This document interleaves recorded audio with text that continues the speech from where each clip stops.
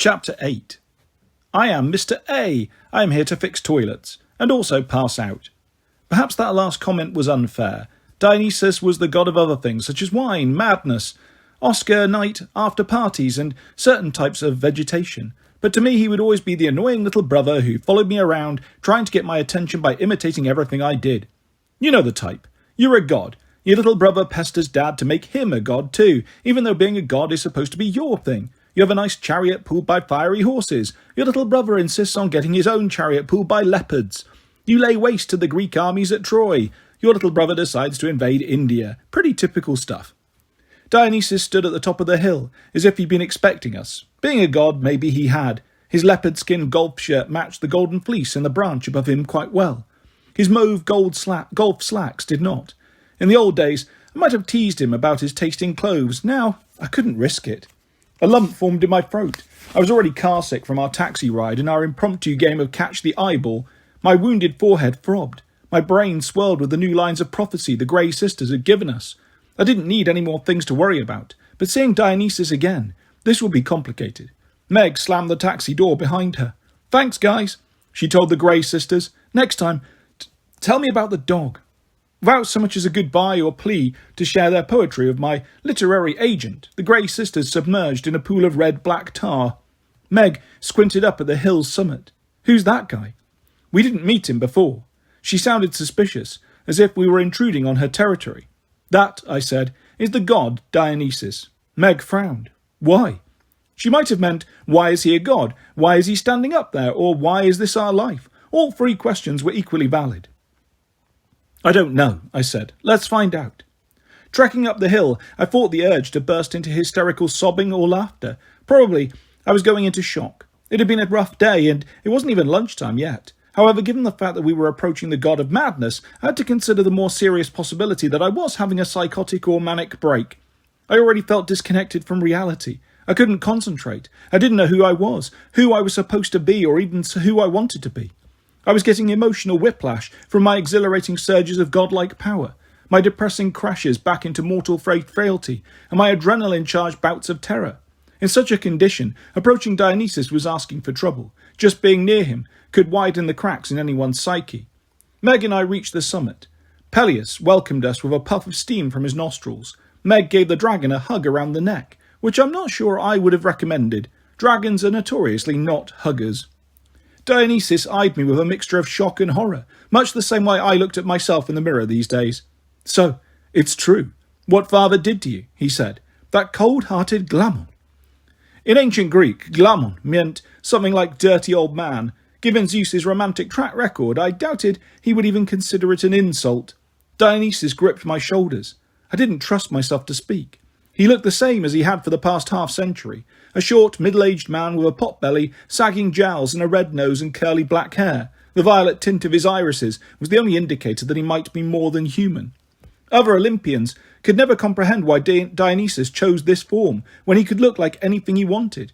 In ancient times, he'd been famous for his youthful beauty that defied gender. But I understood. For the crime of chasing the wrong nymph, translation, one our father wanted instead, Dionysus had been sentenced to run this camp for 100 years. He had been denied wine, his most noble creation, and forbidden access to Olympus except for special meeting days. In retaliation, Dionysus had decided to look and act as ungodly as possible. He was like a child refusing to tuck in his shirt, comb his hair or brush his teeth, just to show his parents how little he cared. "Poor, poor Apollo," he hugged me. His hair smelled faintly of grape-flavoured bubblegum. The unexpected show of sympathy brought me close to tears, until Dionysus pulled away, held me at arm's length and gave me a triumphant smirk. "Now you understand how miserable I've been," he said. "Finally, someone got punished even more harshly than me." I nodded, swallowing back a sob. Here was the old, on-brand Dionysus I knew and didn't exactly love. "Yes, hello, brother. This is Meg." "Don't care." Dionysus' eyes remained fixed on me, his tone infused with joy. Meg crossed her arms. "Where's Chiron? I liked him better." "Who?" Dionysus said. "Oh, him. Long story. Let's get you into camp, Apollo. I can't wait to show you off to the demigods. You look horrible." We took the long way through camp. Dionysus seemed determined to make sure everyone saw me. "This is Mr. A," he told all the newcomers we encountered. He's my assistant. If you have any complaints or problems, toilets, backing up or whatnot, talk to him." "Could you not?" I muttered. Dionysus smiled. "If I am Mr. D, you can be Mr. A." "He's Lester," Meg complained, "and he's my assistant." Dionysus ignored her. "Oh, look, another batch of first-year campers. Let's go introduce you." My legs were wobbly. My head ached. I needed lunch, rest, antibiotics, and a new identity, but not necessarily in that order. But we trudged on. The camp was busier than it had been the winter when Meg and I first straggled in. Then, only a core group of year-rounders had been present. Now, waves of newly discovered demigods were arriving for the summer. Dozens of dazed kids from all over the world, many still accompanied by the satyrs who had located them. Some demigods, who evidently had recently fought off monsters, were injured, even worse than I was, which I suppose is why Meg and I didn't get more stares. We made our way through the camp's central green. Around its edges, most of the 20 cabins buzzed with activity.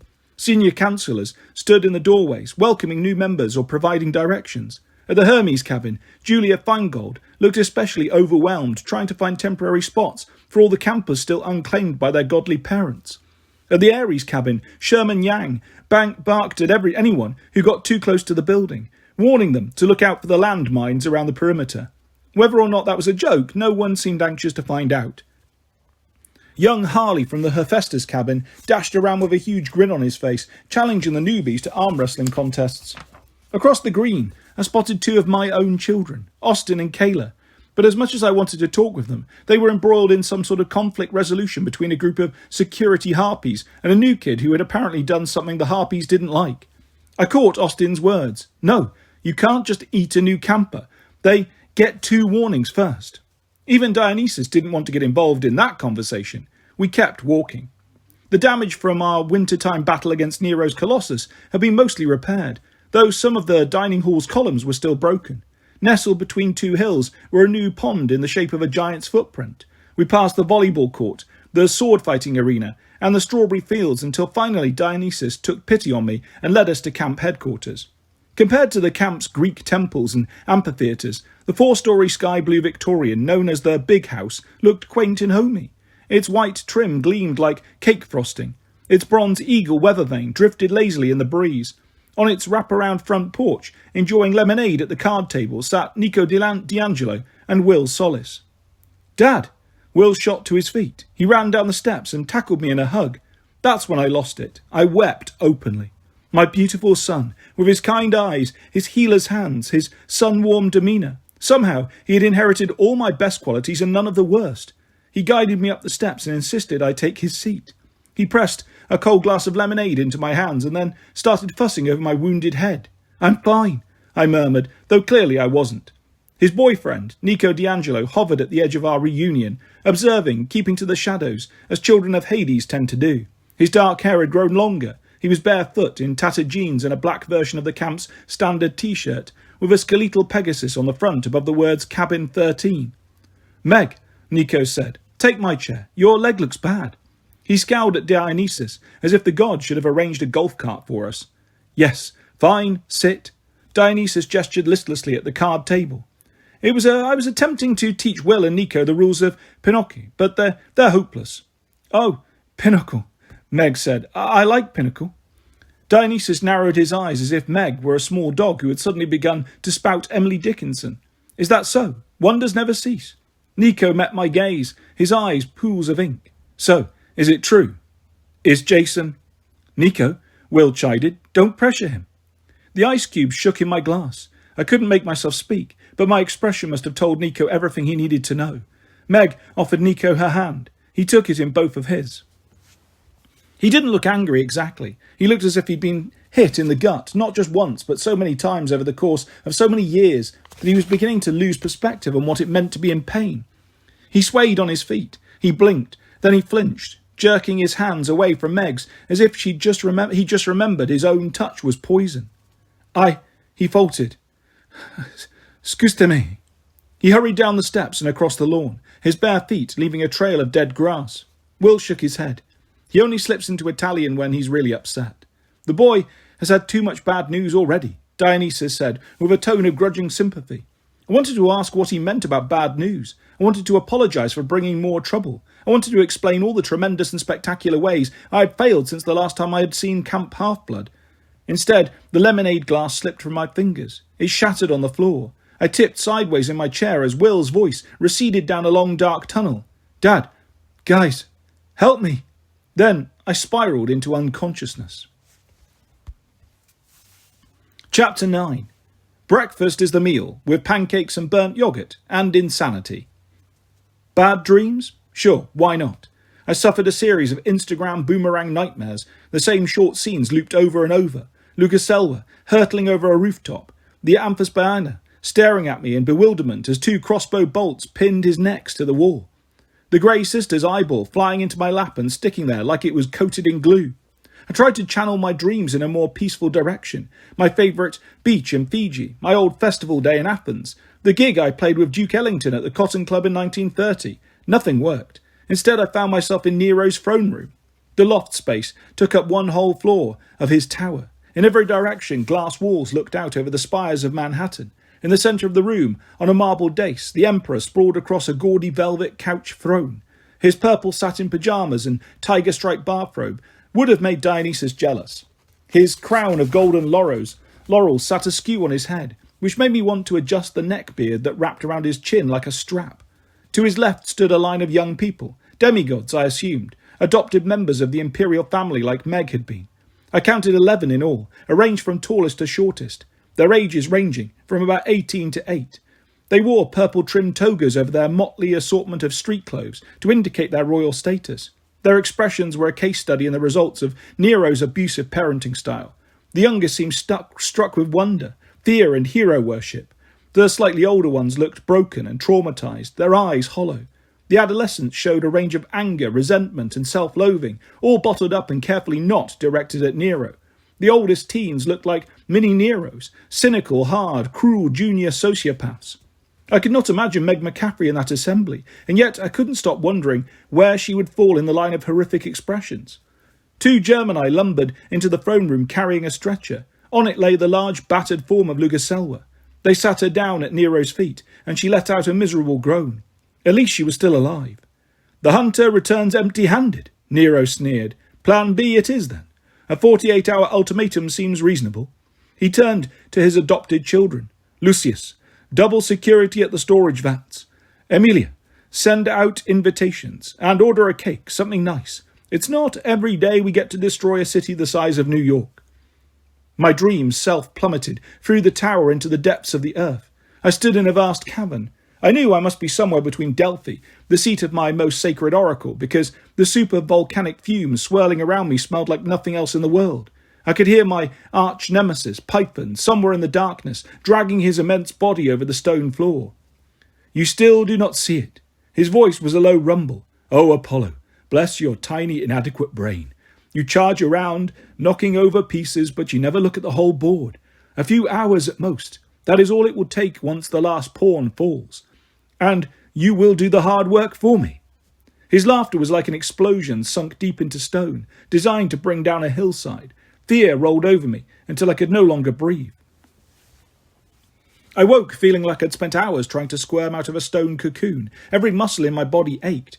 I wished I could just once wake up refreshed after a dream about getting seaweed wraps and pedicures with the 9 muses. Oh, I missed our spa decades. But no, I got sneering emperors and giant laughing reptiles instead.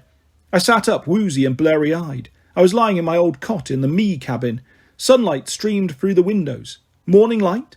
Had I really slept that long? Snuggled up next to me, something warm and furry was growling and snuffling on my pillow. At first glance I thought it might be a pit bull, though I was fairly sure I did not own a pit bull. Then it looked up and I realised it was the disembodied head of a leopard. 1 nanosecond later I was standing at the opposite end of the cabin, screaming. It was the closest I'd come to teleporting since I'd lost my godly powers. "Oh, you're awake." My son Will emerged from the bathroom in a billow of steam, his blonde hair dripping wet and a towel around his waist. On his left pectoral was a stylized sun tattoo, which seemed unnecessary to me, as if he could be mistaken for anything but a child of the sun god. He froze when he registered the panic in my eyes. "What's wrong?" "Grrr," said the leopard. "Seymour, Will marched over to my cot and picked up the leopard head, which at some point in the distant past had been taxidermied and stuck on a plaque, then liberated from a garage sale by Dionysus and granted new life. Normally, as I recalled, Seymour resided over the fireplace mantel in the big house, which did not explain why he had been chewing on my pillow. "What are you doing here?" Will demanded of the leopard. Then to me, "I swear I did not put him in your bed." "I did." Dionysus materialized right next to me. My tortured lungs could not manage another scream, but I leapt back an additional few inches. Dionysus gave me his patented smirk. "I thought you might like some company. I always sleep better with a teddy leopard." Very kind.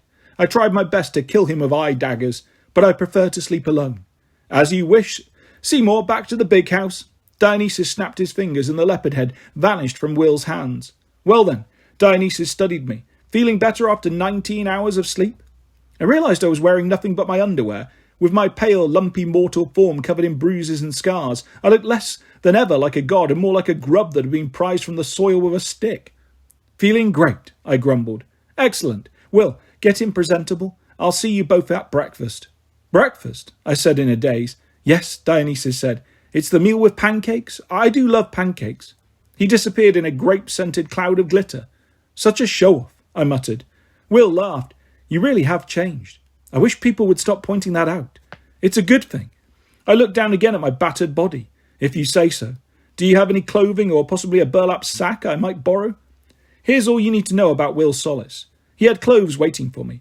On his last trip into town, he'd gone shopping specifically for things that might fit me. "I figured you'd come back to camp eventually," he said. "I hoped you would anyway. I wanted you to feel at home." It was enough to start me crying again. Gods, I was an emotional wreck. Will hadn't inherited his thoughtfulness from me. That was all his mother, Naomi. Bless her kind heart. I thought about giving Will a hug, but since we were clad in just underwear and a towel, respectively, that seemed awkward. He patted me on the shoulder instead. "Go take a shower," he advised. "The others took an early morning hike." He gestured at the empty bunks. "But they'll be back soon. I'll wait for you." Once I was showered and dressed, in a fresh pair of jeans and a V-necked olive tee, both of which fit perfectly, Will rebandaged my forehead. He gave me some aspirin for my aching everything. I was starting to feel almost human again, in a good way, when a conch horn sounded in the distance, calling the camp to breakfast. On our way out of the cabin, we collided with Kayla and Austin, just returning from their hike with 3 younger campers in tow. More tears and hugs were exchanged. "You've grown up." Kayla gripped my shoulders with her archery-strong hands. The June sunlight made her freckles more pronounced. The green-tinted tips of her orange hair made me think of Halloween pumpkin candy. "You're 2 inches taller at least, isn't he, Austin?" "Definitely," Austin agreed. As a jazz musician, Austin was usually smooth and cool, but he gave me a serene smile like I just nailed a solo worthy of Ornette Coleman. His sleeveless orange camp tee showed off his dark arms. His cornrows were done in swirls like alien crop circles. "It's not just the height," he decided. "It's the way you hold yourself." "Ahem," said one of the kids behind him. "Oh, right, sorry, guys." Austin stepped aside. "We got 3 new campers this year. Dad, I'm sure you remember your children, Gracie and Jerry and Jan. Guys, this is Apollo." Austin introduced them casually, like, "I know you won't have a clue who these 3 kids are that you sired and forgot about 12 or 13 years ago, but don't worry, Dad, I got you." Jerry was from London, Gracie from Idaho, and Jan from Hong Kong. When had I been to Hong Kong? All 3 seemed stunned to meet me, but more in a "you have to be kidding me" way, not in a "wow, cool" sort of way. I muttered some apologies about being a terrible father. The newcomers exchanged glances and apparently decided, by silent agreement, to put me out of my misery. "I'm famished," Jerry said. "Yeah," Gracie said. "Dining hall." And off we trekked like one big super awkward family. Campers from other cabins were also streaming towards the dining pavilion. I spotted Meg halfway up the hill, chatting excitedly with her siblings from the Demeter cabin. At her side trotted Peaches, her fruit tree spirit companion. The little diapered fellow seemed quite happy, alternately flapping his leafy wings and grabbing Meg's leg to get her attention.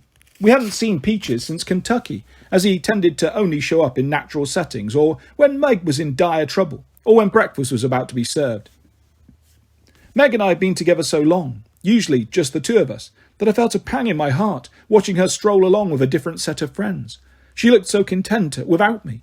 If I ever made it back to Mount Olympus, I wondered if she would decide to stay at Camp Half-Blood. I also wondered why the thought made me so sad. After the horrors she'd suffered in Nero's imperial household, she deserved some peace. That made me think about my dream of Lugosella, battered and broken on a stretcher in front of Nero's throne. Perhaps I had more in common with the Gaul than I wanted to admit. Meg needed a better family, a better home than either Lou or I could give her, but that didn't make it any easier to contemplate letting her go. Just ahead of us, a boy of about 9 stumbled from the Ares cabin. His helmet had completely swallowed his head.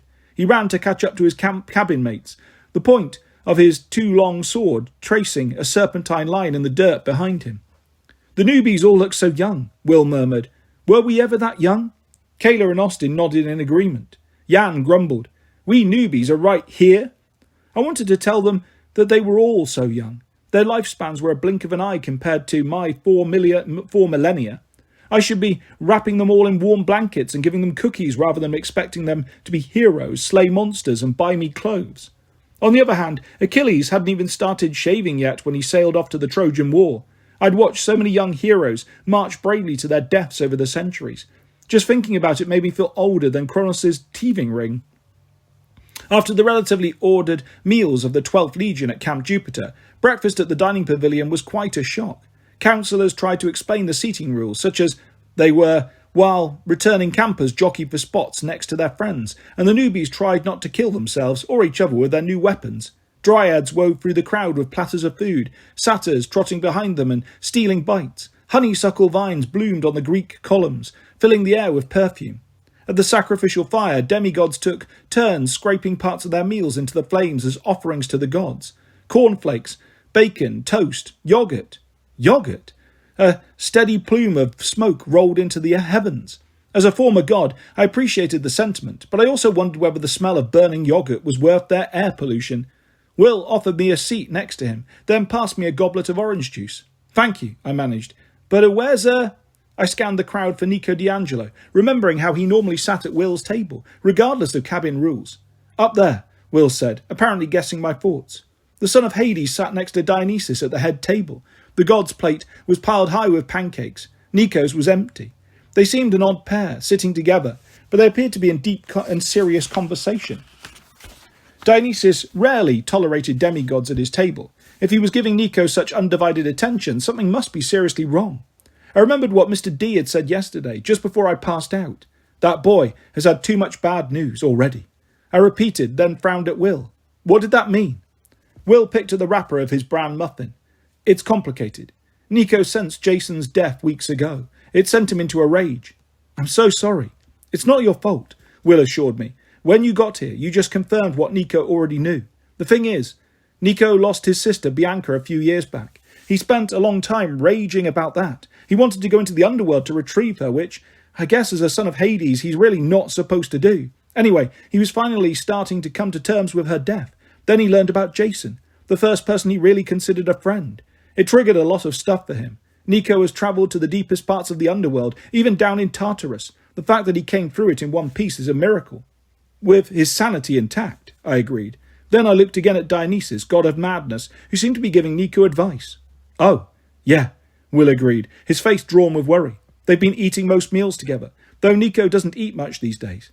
Nico has been having, I guess you'd call it post-traumatic stress disorder. He gets flashbacks. He has waking dreams. Dionysus is trying to help him make sense of it all. The worst part is the voices." A dryad slammed a plate of Huevus ranchulus in front of me, almost making me jump out of my jeans. She smirked and walked off, looking quite pleased with herself. "Voices?" I asked Will.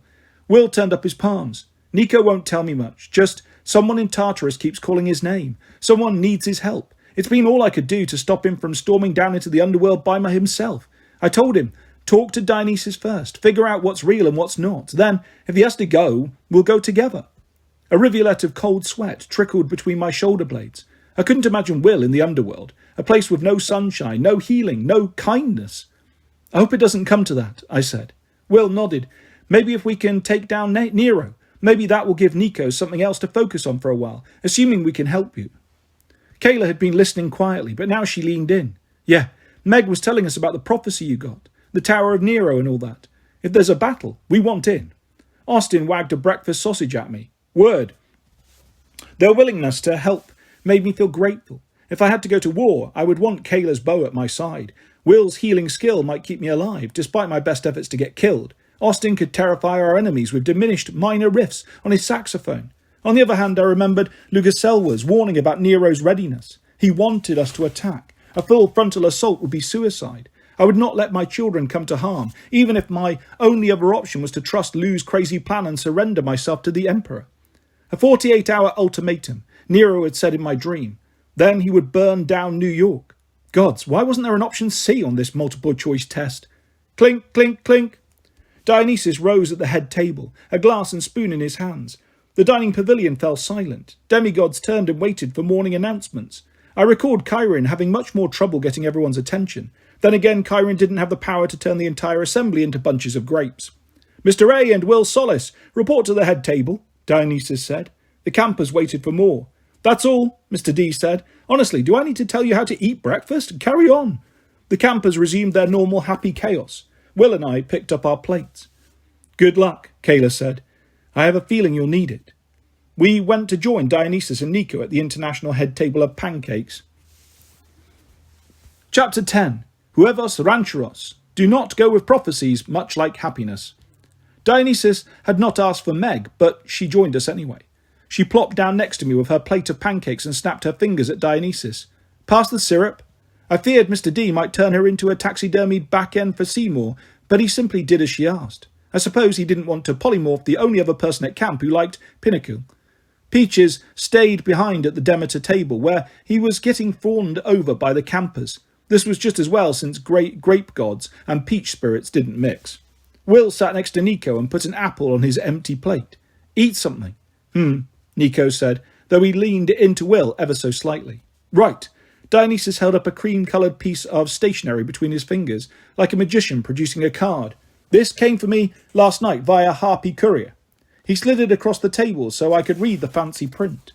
Nero, Claudius, Caesar, Augustus, Germanicus, request the pleasure of your company at the burning of the greater New York metropolitan area, 48 hours after receipt of this invitation, unless the former god Apollo, now known as Lester Papadopoulos, surrenders himself before that time to imperial justice at the Tower of Nero, in which case we will just have cake. Gifts. Only expensive ones, please. RSVP. Don't bother. If you don't show up, we'll know. I pushed away my huevos rancheros. My appetite had vanished. It was one thing to hear about Nero's diabolical plans in my nightmares. It was another thing to see them spelled out in a black and white calligraphy with a promise of cake. 48 hours from last night, I said. Yes, Dionysus mused. I've always liked Nero. He has panache. Meg stubbed viciously at her pancakes. She filled her mouth with fluffy, syrupy goodness, probably to keep herself from muttering curse words. Nico caught my gaze across the table. His dark eyes swam with anger and worry. On his plate, the apple started to wither. Will squeezed his hand. Hey, stop. Nico's expression softened a bit. The apple stopped its premature slide into old age. Sorry, I'm tired of talking about problems I can't fix. I want to help. He said help, as if it meant chop our enemies into small pieces. Nico D'Angelo wasn't physically imposing like Sherman Yang. He didn't have Reina Ramirez Arellano's air of authority or Hazel Levesque's commanding presence when she charged into battle on horseback. But Nico wasn't someone I would ever want as an enemy. He was deceptively quiet. He appeared anemic and frail. He kept himself on the periphery. But Will was right about how much Nico had been through.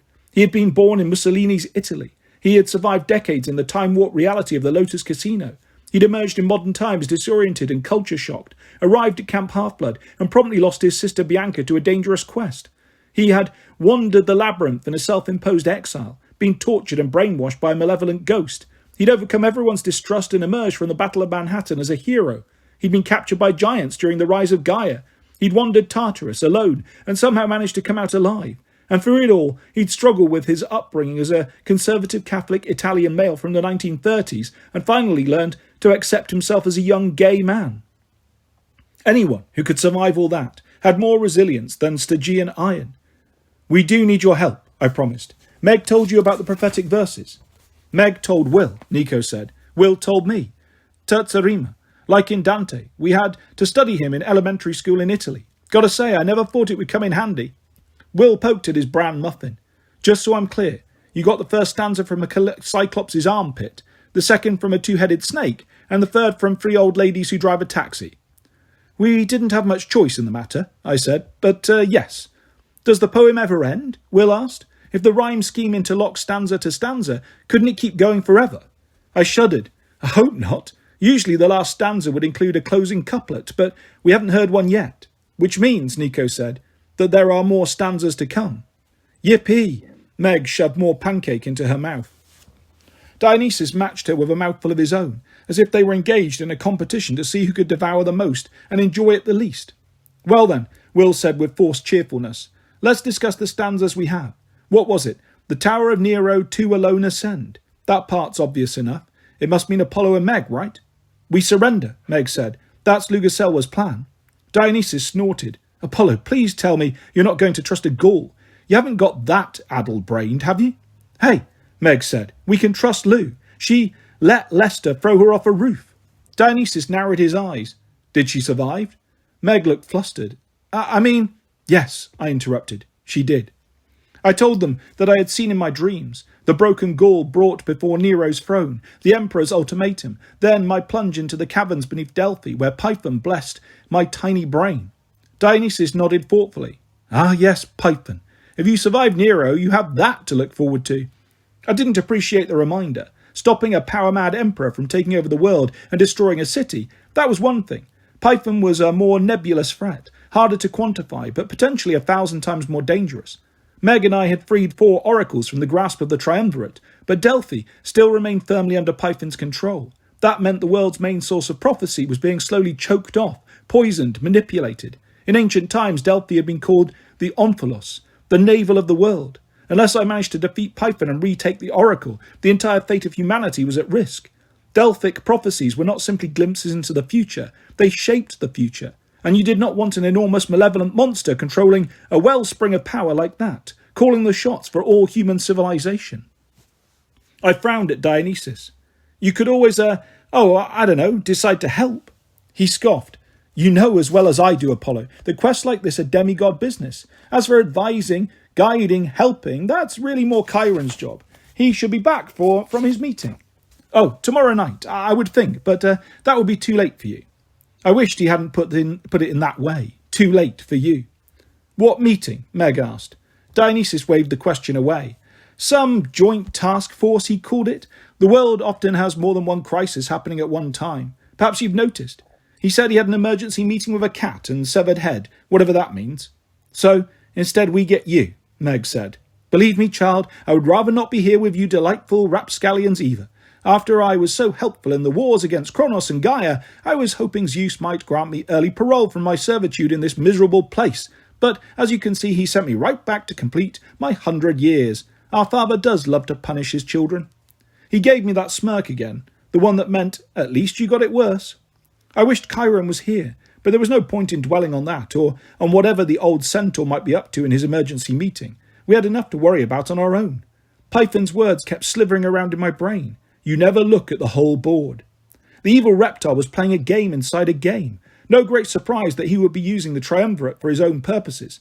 But Python seemed to relish the idea that I might kill his last ally, Nero, and after that, a few hours at most, that is all it would take, once the last pawn falls. I had no idea what that meant. Python was right, that I couldn't see the whole board. I didn't understand the rules. I just wanted to sweep the pieces away and shout, I'm going home. Whatever.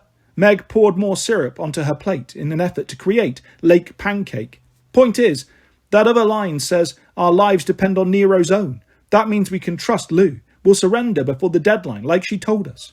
Nico tilted his head. Even if you do surrender, what makes you think Nero will honour his word? If he's gone to all the trouble to rig enough Greek fire to burn down New York, why wouldn't he just do it anyway? He would, I said. Most definitely. Dionysus seemed to ponder this. But these fires wouldn't extend as far as, say, Camp Half-Blood.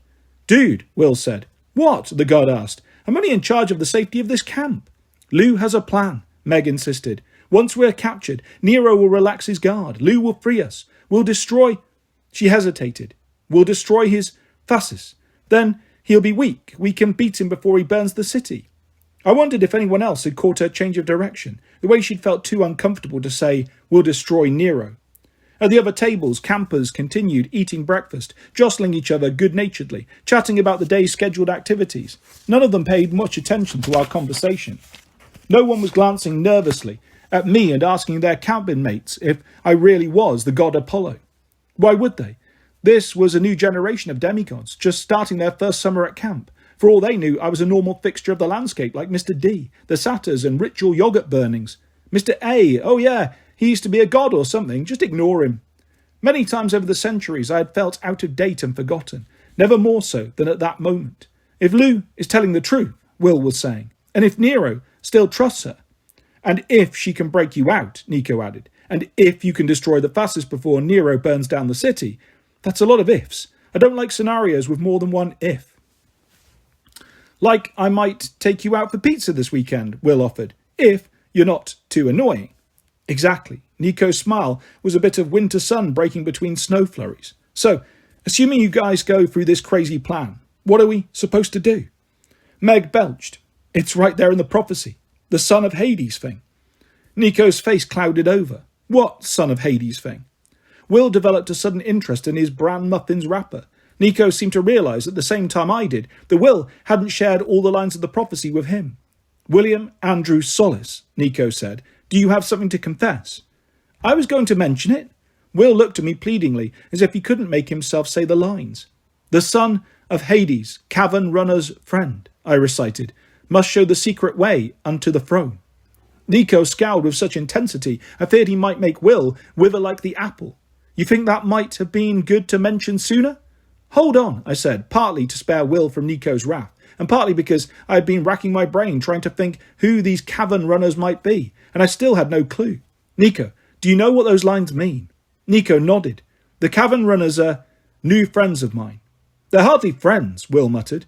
They're experts on subterranean geography, Nico said. I've been talking to them about other business, which is not good for your mental health, Dionysus added in a sing-song voice.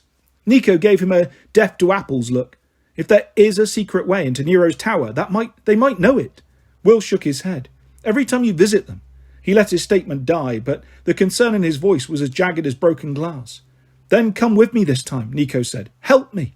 Will's expression was miserable. I could tell he desperately wanted to protect Nico, to help him in any way he could. He also desperately did not want to visit these cavern runners. Who are they? Meg said, between bites of pancake. Are they horrible? Yes, Will said. No, Nico said. Well, that's settled then, Dionysus said.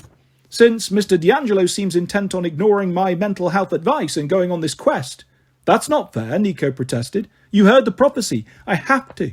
The whole concept of have to is strange to me, Dionysus said.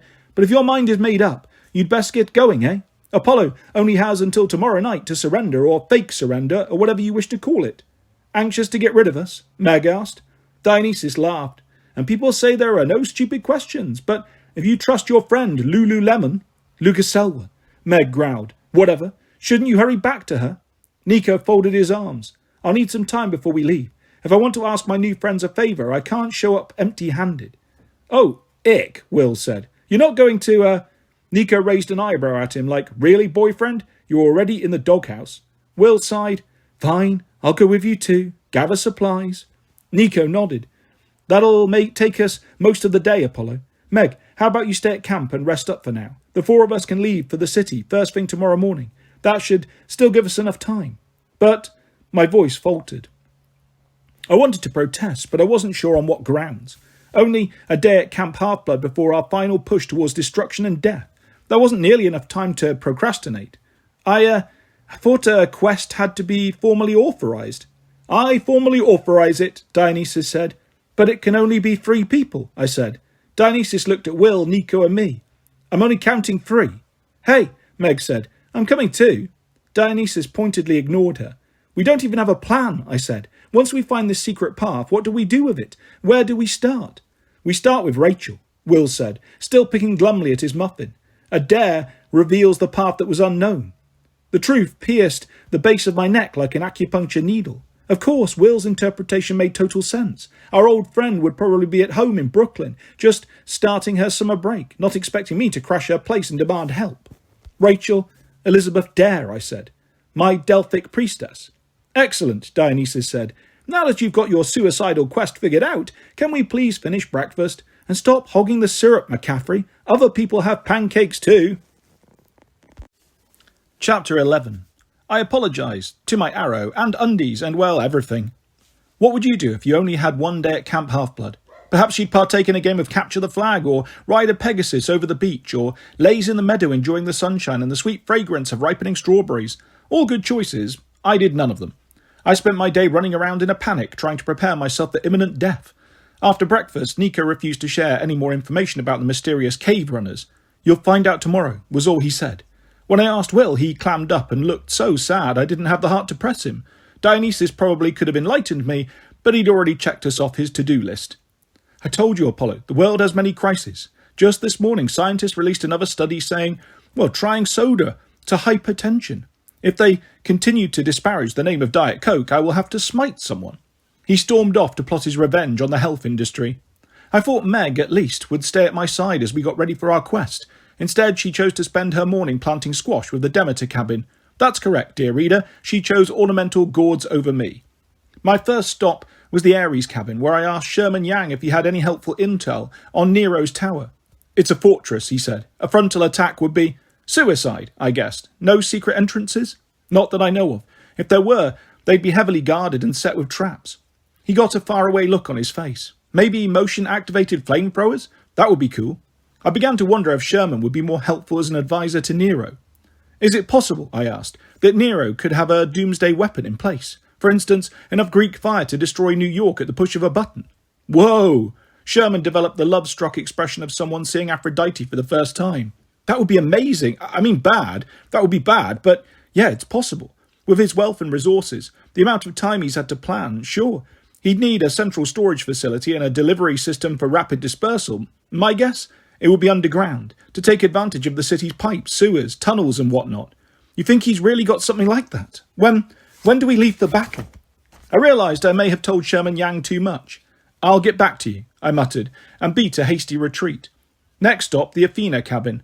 I asked their current head counsellor, Malcolm, if he had any information about the Tower of Nero, or creatures called cave runners, or any hypothesis about why a Gaul like Luguselwa might be working for Nero, and whether or not she could be trusted. Malcolm paced the cabin, frowning at various wall maps and bookshelves.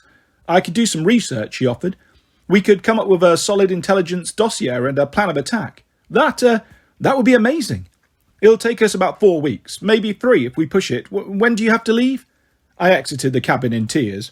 Before lunchtime, I decided to consult my weapon of last resort, the arrow of Dodona.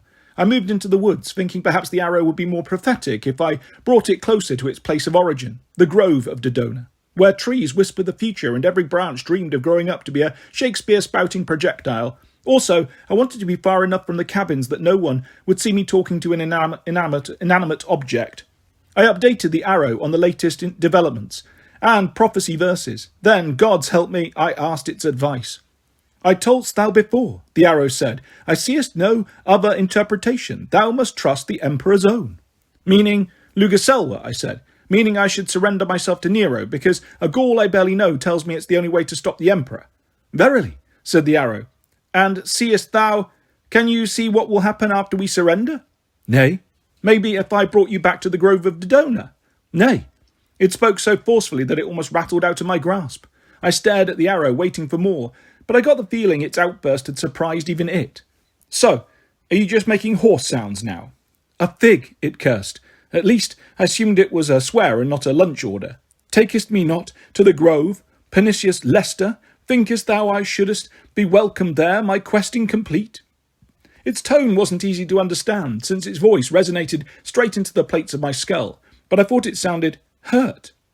I'm sorry," I said. I didn't realise." "Of course thou didst not."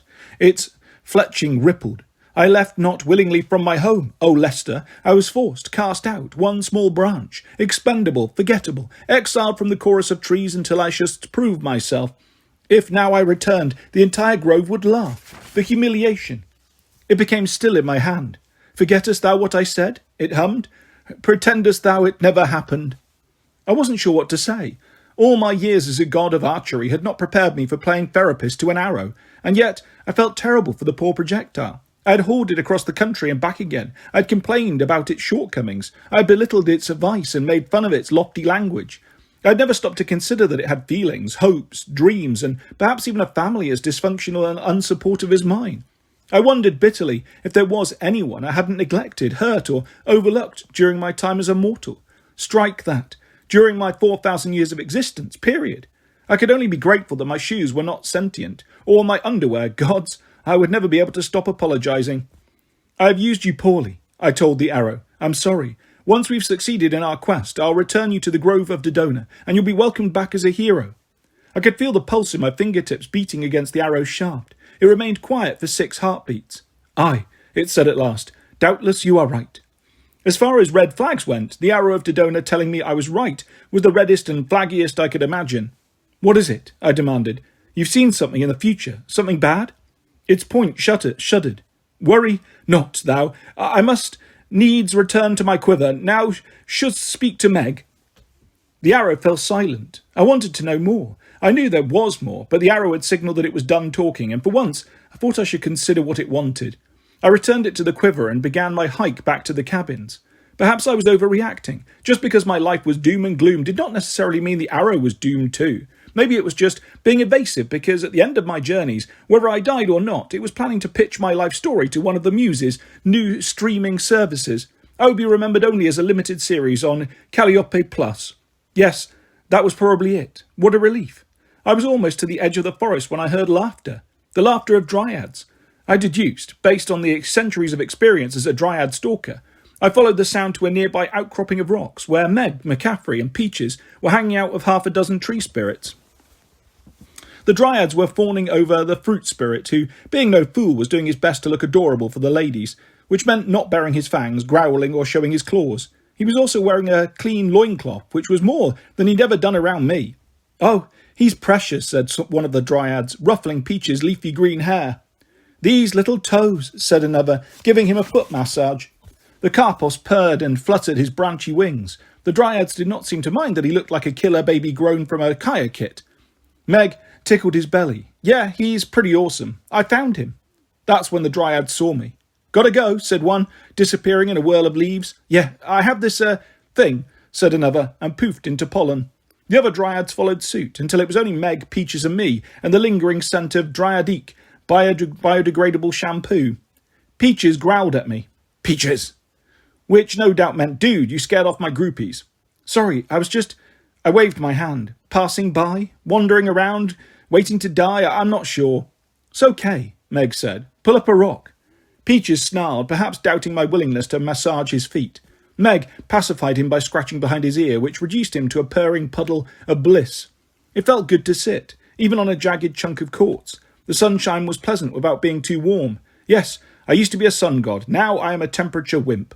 Meg was dressed in her Sally Jackson Valentine's Day outfit. The pink dress had been washed since our arrival, thank goodness, but the knees of her white leggings were newly stained from her morning digging in the squash garden. Her glasses had been cleaned, the rhinestone-studded rims glittered, and I could actually see her eyes through the lenses. Her hair had been shampooed and coralled with red hair clips. I suspected somebody in the Demeter cabin had given her some loving care in the grooming department. Not that I could criticise. I was wearing clothes Will Solis had bought for me. Good gardening? I asked. Awesome. She wiped her nose on her sleeve. This new kid, Steve, he made a potato erupt in Douglas's jeans. That does sound awesome. Wish we could stay. She tossed a chip of quartz into the grass.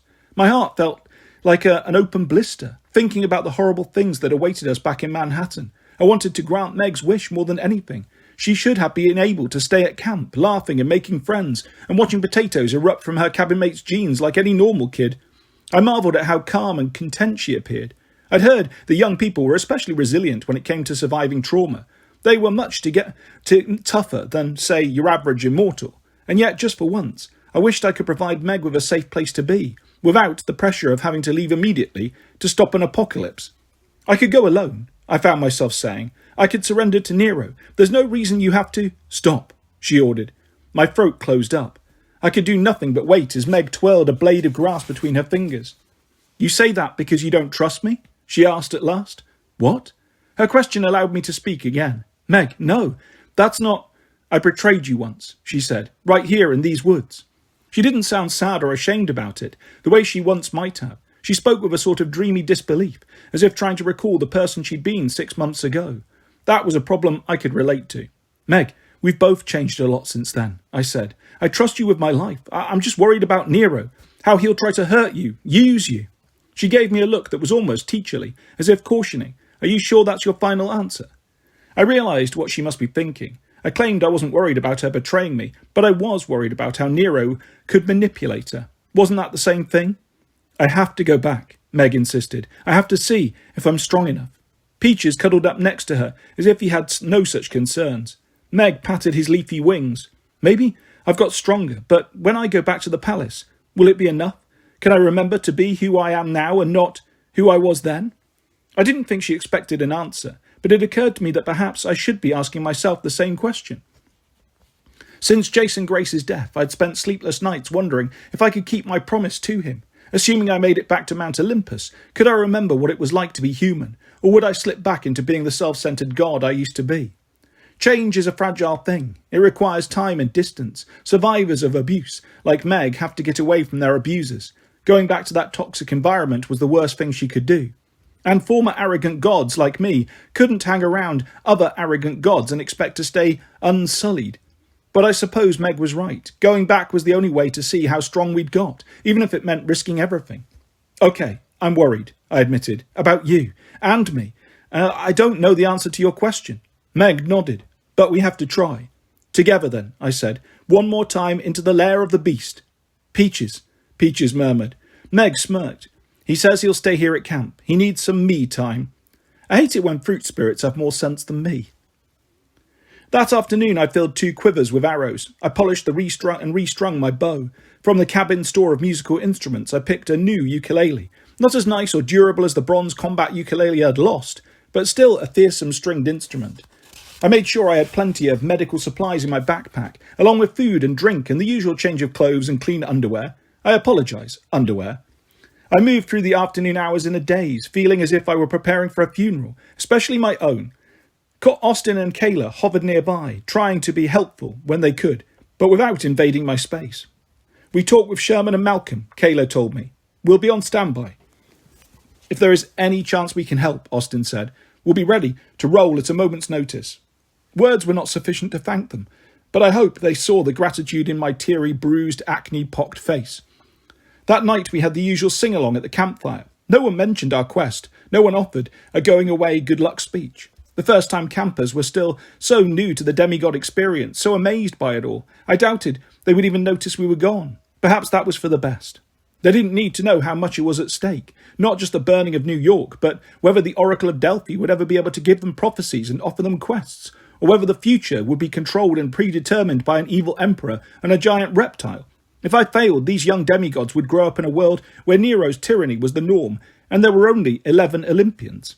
I tried to shove those thoughts to the back of my mind. Austin and I played a duet for saxophone and guitar. Then Kayla joined us to lead the camp in a rousing version of The Wheels on the Chariot Go Round and Round. We roasted marshmallows, and Meg and I tried to enjoy our final hours among our friends. Small mercies. That night I had no dreams. At dawn, Will shook me awake. He and Nico had returned from wherever they had been gathering supplies, but he didn't want to talk about it. Together, he and I met Meg and Nico on the road along the far side of Half-Blood Hill, where the camp shuttle bus waited to take us to Rachel Elizabeth Dare's house in Brooklyn. And, one way or another, the final few days of my mortal life. Chapter 12. Billionaire's Warehouse. Grab your chocolate drink quickly. The cows are watching. Brooklyn. Normally, the greatest dangers there are congested traffic, expensive poke bowls, and not enough tables at the local coffee shop for all the aspiring screenwriters. That morning, however, I could tell that our shuttle driver, Argus the Giant, was keeping his eyes open for trouble. This was a big deal for Argus, since he had 100 sets of eyes all over his body. I had not actually counted them, nor had I asked if he ever got black eyes on his posterior from sitting too long. As we drove down Flushing Avenue, his blue peepers blinked and twitched along his arms, around his neck and on his cheeks and chin, trying to look in every direction at once.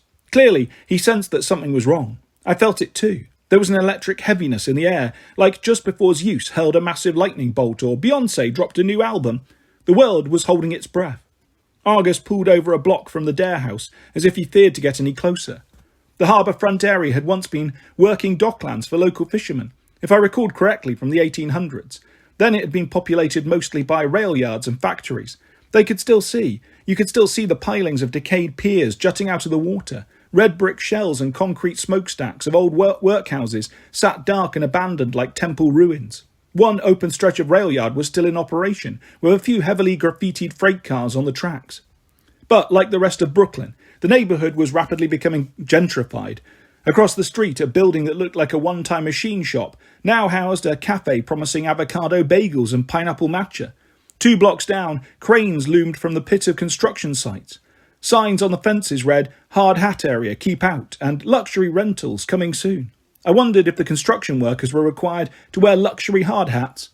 The Dare compound itself was a former industrial warehouse, transformed into an ultra-modern estate. It occupied an acre of waterfront, making it approximately 5 billion times larger than the average New York City home.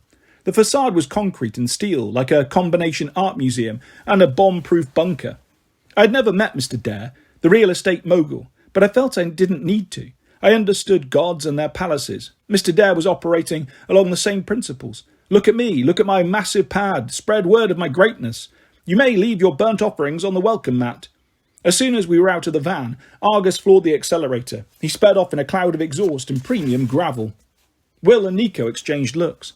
"I guess he figured we won't need a ride back," Will said. "We won't," Nico said darkly. "Come on." He led us to the main gates, huge panels of corrugated steel without any obvious opening mechanism or even an intercom. I suppose if you had to ask, you couldn't afford to go in. Nico stood there and waited. Meg cleared her throat. The gates rolled open of their own accord. Standing before us was Rachel Elizabeth Dare. Like all great artists, she was barefoot. Leonardo would simply never put his sandals on. Her jeans were covered in marker doodles that had got more complex and colourful over the years. Her white tank top was splattered with paint. Across her face, competing for attention with her orange freckles, were streaks of what looked like acrylic ultramarine blue. Some of it dotted her red hair like confetti. "Come in quickly," she said, as if she'd been expecting us for hours.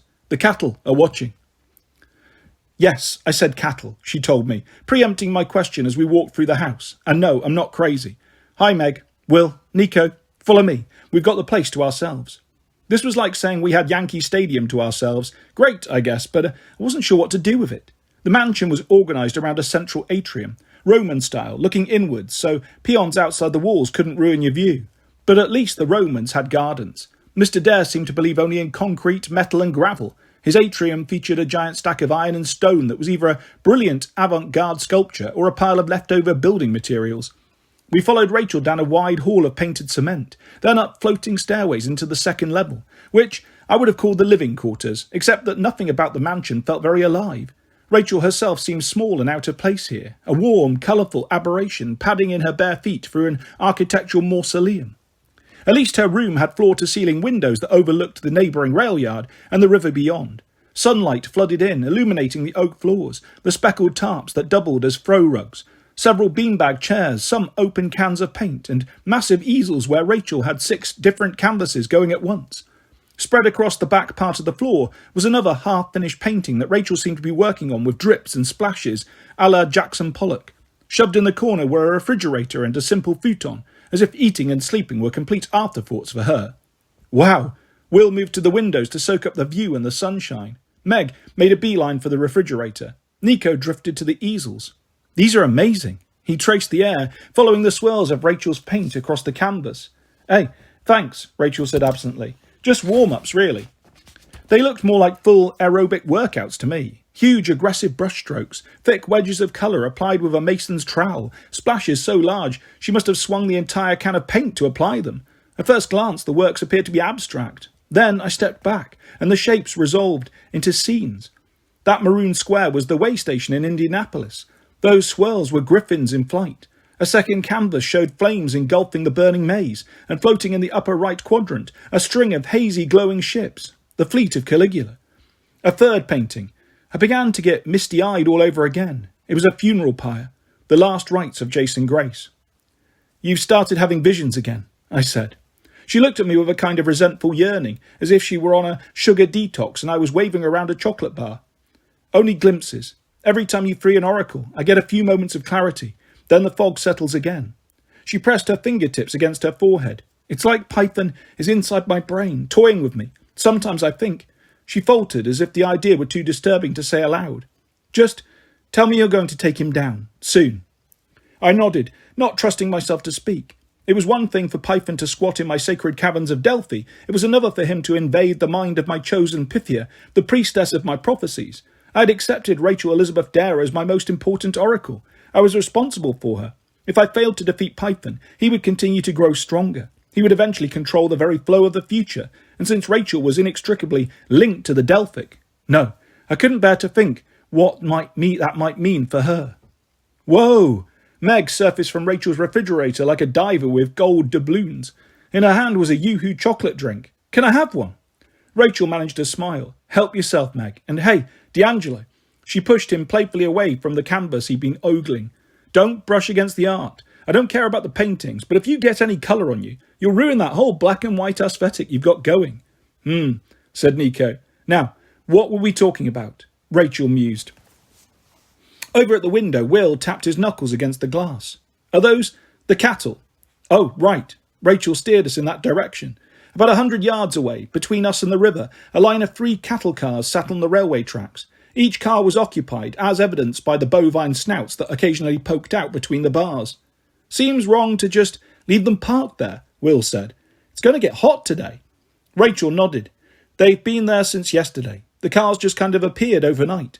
I've called the freight company and the animal cruelty hotline. It's like the cars don't exist. Nobody has any record of them. Nobody will come out to check on them. Nobody's brought the animals any food or water.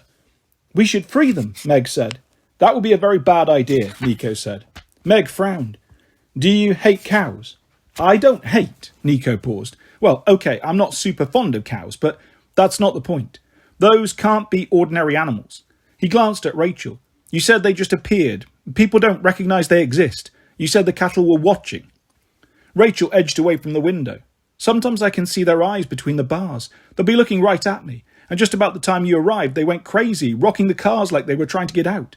That's when I checked the security cameras and saw you guys at the front gate. Normally, I'm not paranoid about cattle, but these, I don't know. Something doesn't feel right. At first, I thought it might have something to do with our neighbours.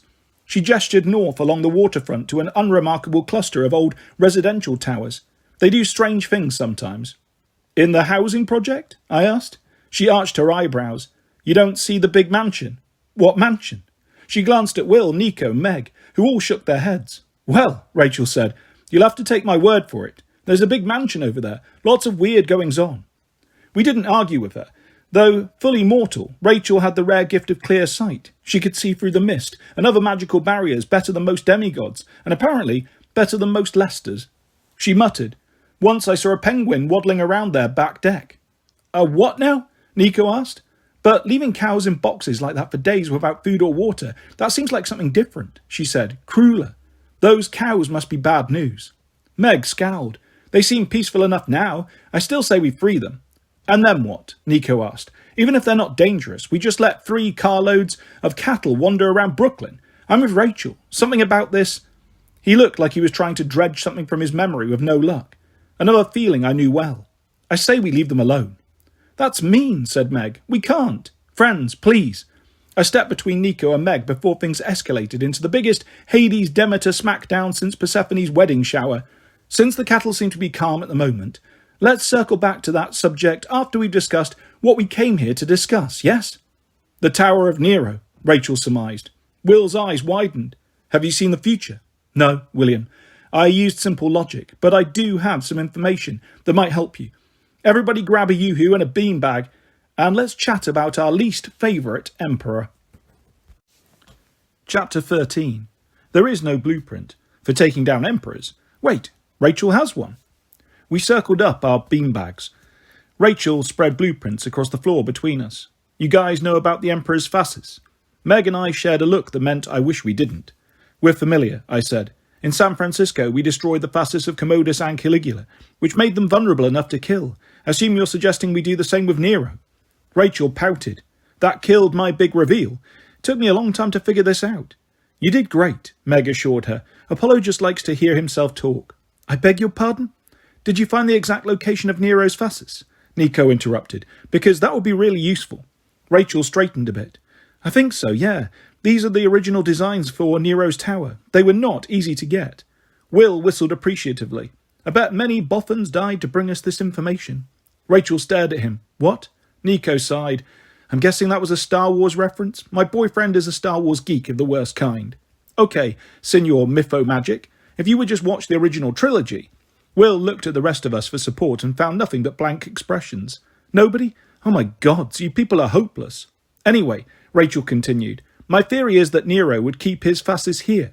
She tapped a point about halfway up the tower's cross-section schematic. Right in the middle of the building. It's the only level with no exterior windows. Special elevator access only. All doors are celestial bronze reinforced. I mean, the whole building is a fortress, but this level would be impossible to break into. Meg nodded. I know the floor you mean. We were never allowed in there. Ever. A chill settled over our little group. Goosebumps dotted Will's arms. The idea of Meg, our Meg, stuck in that fortress of evil was more disturbing than any number of mysterious cows or penguins. Rachel flipped to another blueprint, a floor plan of the ultra-secure level. Here, this vault has to be it. You could never get close unless... She pointed to a nearby room. If I'm reading these designs correctly, this would be a holding cell for prisoners. Her eyes were bright with excitement. If you could get yourself captured, then convince someone on the inside to help you escape. Lou was right. Meg looked at me triumphantly. I told you. Rachel frowned, bringing the blue paint spots on her forehead into a tighter cluster. Who is Lou? We told her about Lugaselwa and the special bonding time we'd shared before I threw her off a building. Rachel shook her head. Okay, so if you've already thought of all my ideas, why am I even talking? No, Will said. You're confirming, and we trust you more than, other sources. I hoped he meant Lou and not me. Besides, Nico said, you have actual blueprints. He studied the floor plan. Why would Nero help his prisoners on the same level as his most valuable possession, though? Why would he keep them there? Keep your fasces close, I speculated, and your enemies closer. Maybe, Rachel said, but the fasces is heavily protected, and not just by security features or regular guards. There's something in that vault, something alive. It was my turn to get goosebumps. How do you know this? A vision, just a glimpse, almost like Python wanted me to see it. The figure looked like a man, but his head. A lion's head, I guessed. Rachel flinched. Exactly. And slithering around his body. Snakes. So, you know what it is? I grasped for the memory. As usual, it was just out of reach. You may wonder why I didn't have a better handle on my godly knowledge, but my mortal brain was in an imperfect storage facility. I can only compare my frustration to how you might feel when taking a picky reading comprehension quiz. You are assigned 50 pages, you actually read them, then the teacher decides to test you by asking, quick, what was the first word on page 37? I'm not sure, I admitted. Some sort of powerful guardian, obviously. Our most recent prophecy stanza mentioned a lion, snake entwined. I filled Rachel in on our literally eye-popping ride with the Grey Sisters. Nico scowled at the blueprints, as if he might intimidate them into giving up their secrets. So, whatever the Guardian is, Nero trusts it with his life, Meg. I thought you said Lugaselwa was this huge, mighty warrior. She is. So why can't she take out this Guardian and destroy the fasces herself? He asked. Why does she need, you guys to get yourself captured? Nico phrased the question diplomatically, but I heard what he meant. If Lou couldn't take out this Guardian, how could I, Lester Papadopoulos, the not-so-huge or mighty? Dunno, Meg said, but there must be a reason. Like Lou would rather see us get killed, I thought, but I knew better than to say that. Let's assume Lou is right, Nico said. You get captured and put in this cell. She lets you out. You kill the Guardian, destroy the fasces, weaken Nero. Hooray! Even then, and I'm sorry to be a Debbie Downer. I am calling you Debbie Downer from now on, Will said gleefully. Shut up, Solace. Even then, you've got half a tower and Nero's whole army of security guards between you and his throne room, right? We've dealt with whole armies before, Meg said. Nico laughed, which I didn't know he was capable of. Okay, I like the confidence. But wasn't there that little detail about Nero's panic switch? If he feels threatened, he can blow up New York at the push of a button? How do you stop that? Oh, Rachel muttered a curse not appropriate for priestesses. That must be what these are for. Her hands trembling, she flipped to another page of the blueprints.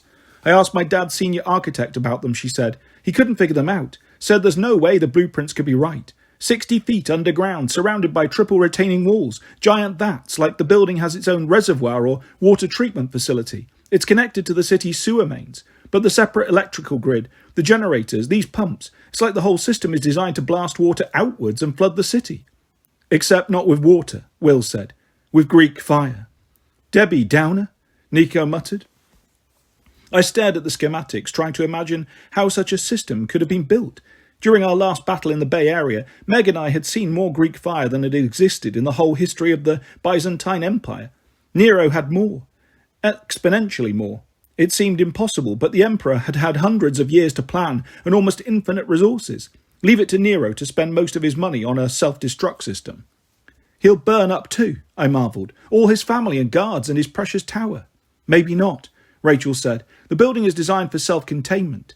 Thermal insulation, closed air calculation, circulation, reinforced, heat-resistant materials. Even the windows are special blast-proof panes. Nero could burn the city down around him and his tower would be the only thing left standing. Meg crumpled her empty Yoo-hoo box. Sounds like him. Well, Will studied the plans. I'm not an expert on reading these things, but where are the access points to the vats?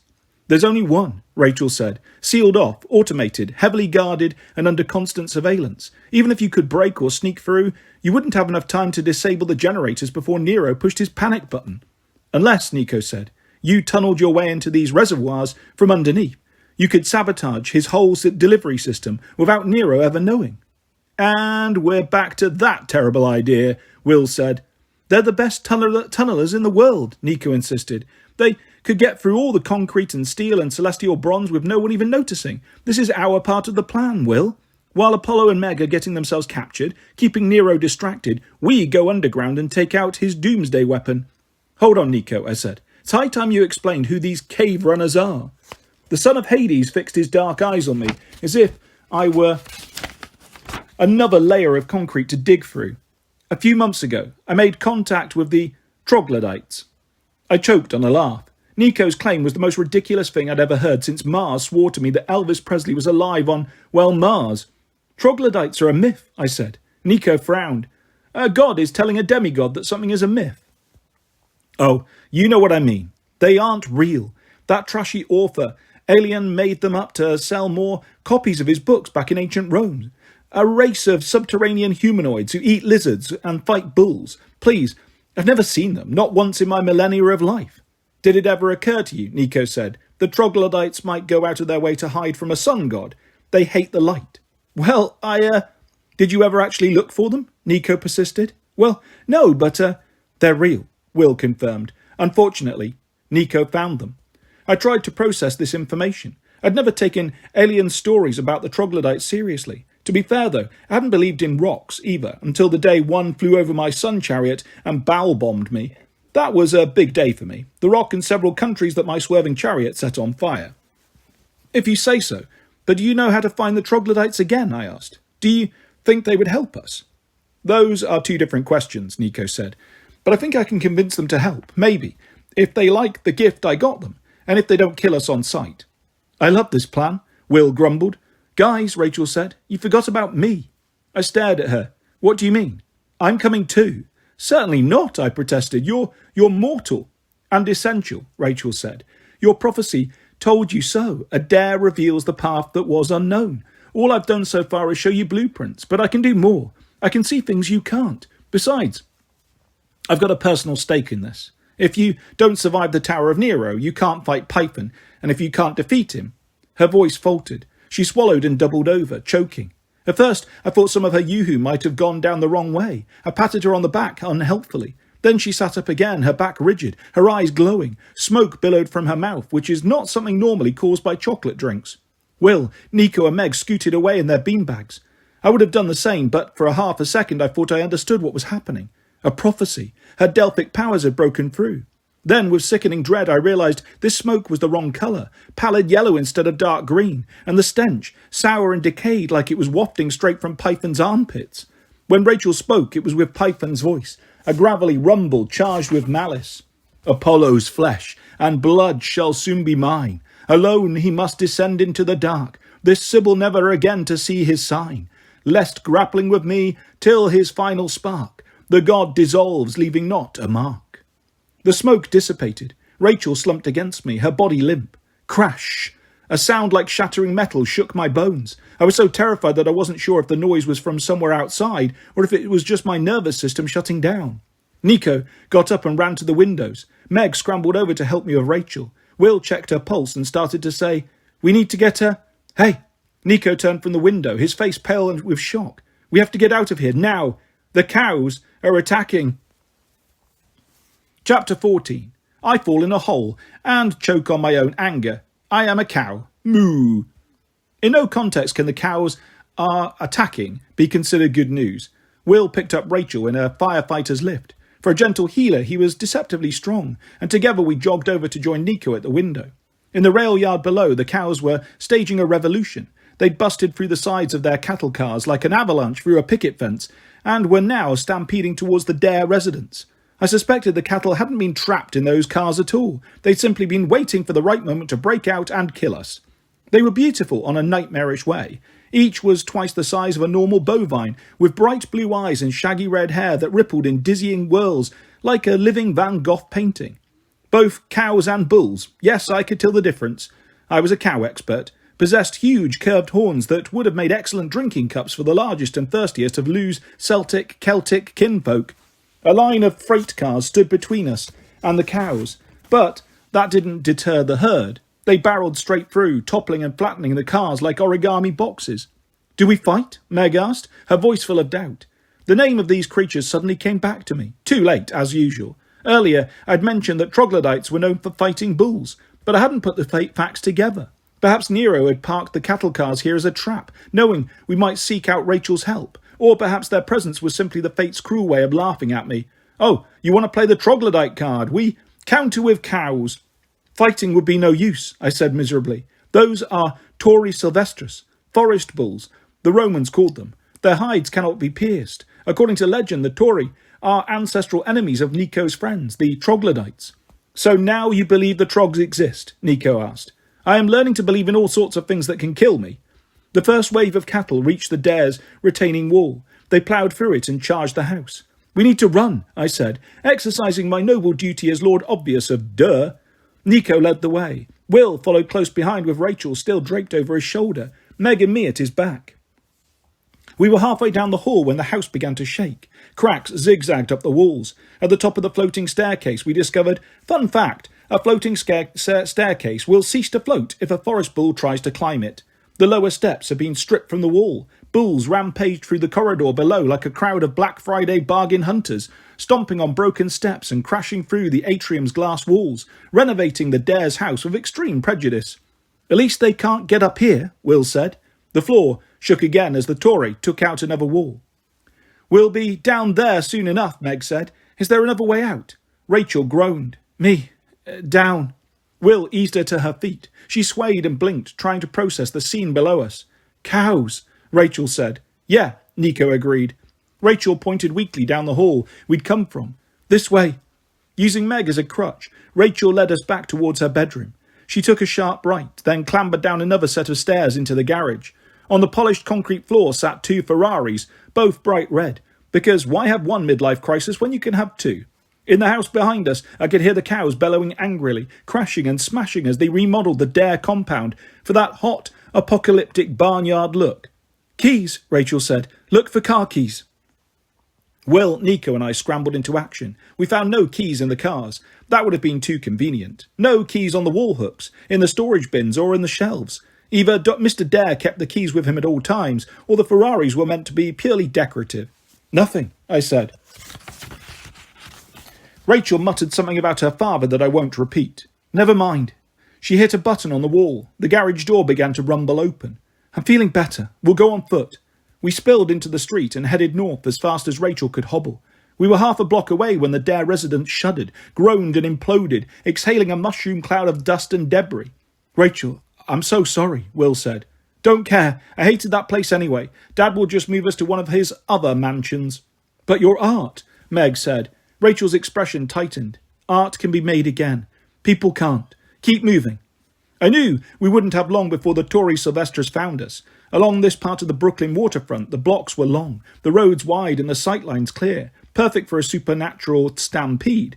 We had almost made it to the Pineapple Matcha Cafe, where Meg yelled, "The Sylvesters are coming!" "Meg," I wheezed, "the cows are not all named Sylvester."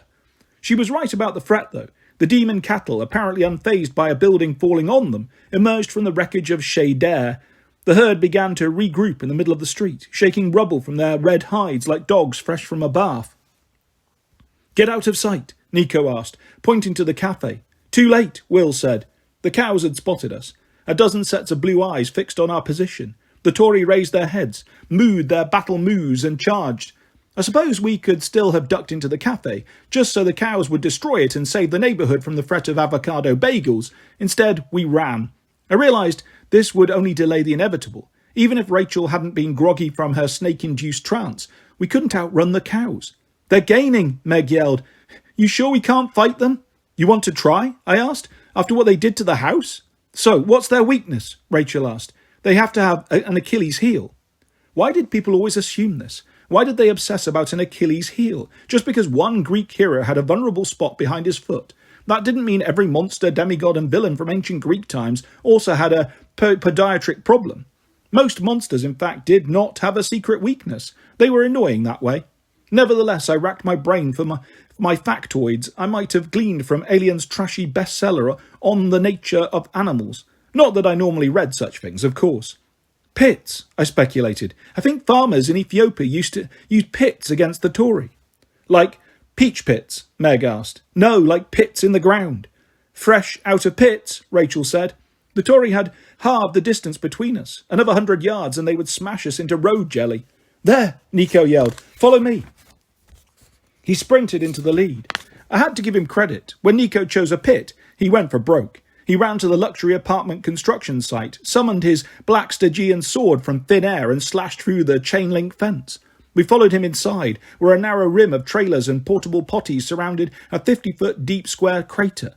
A giant crane rose from the centre of the chasm, its jib extending towards us, just out about knee level. The site seemed abandoned. Perhaps it was lunch hour. Perhaps all the workers were at the Pineapple Matcha Cafe. Whatever the case, I was glad not to have mortals in the way of danger. Look at me, caring about innocent bystanders. The other Olympians would have teased me mercilessly. Nico, Rachel said, this is more of a canyon. It's all we've got. Nico ran to the edge of the pit and jumped. My heart felt like it jumped with him. I may have screamed. Nico sailed over the abyss and landed on the crane's arm without even stumbling. He turned and extended his arm. Come on, it's only like 8 feet. We practiced bigger jumps at camp over lava.